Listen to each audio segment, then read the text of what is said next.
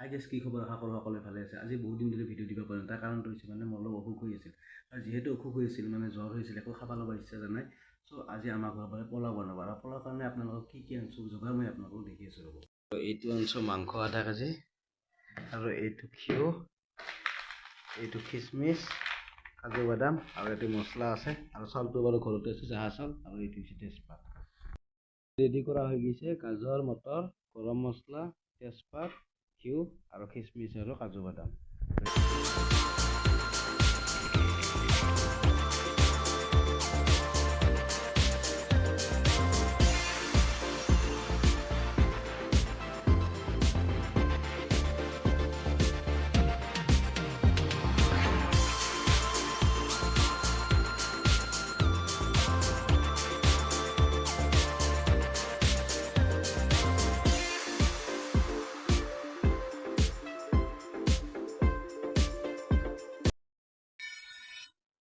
এইফালে পোলাওখিনি হৈ গৈছে, আৰু এইফালে মাংসৰ কাৰণে যোজা চলাই আছে।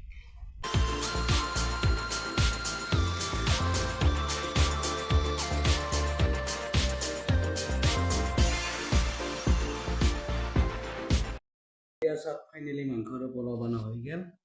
এয়া চাওক, মাংস কালাৰ ঠিকেই আছে, পোলাও ঠিকেই আছে। এতিয়া আপোনালোকক খায়ে গম পাম কেনেকুৱা হৈছে। আচলতে ক'ব গ'লে আজি প্ৰায় 5 বছৰমান ধৰি মই পোলাও খায়ে পোৱা নাই। মানে আমাৰ এতিয়া এখন বিয়া আছিলে, বিয়াত খাইছিলোঁ যে আজিলৈ খাই নাই। মানে আমাৰ বহুত টকা পইচা আছে না, সেইকাৰণে মানে আমি সদায় এইগিলা খাব নোৱাৰোঁ। এতিয়া খাই আপোনালোকক জনাইছোঁ ৰ'ব কেনে হৈছে।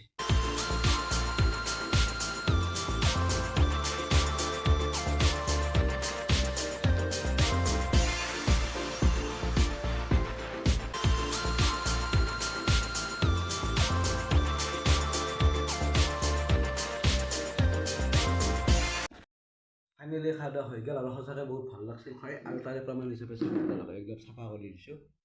যদি ভিডিঅ'টো চাই ভাল পালে তেতিয়া লাইক কৰি শ্বেয়াৰ ছাবস্ক্ৰাইব কৰি দিব। ধন্যবাদ।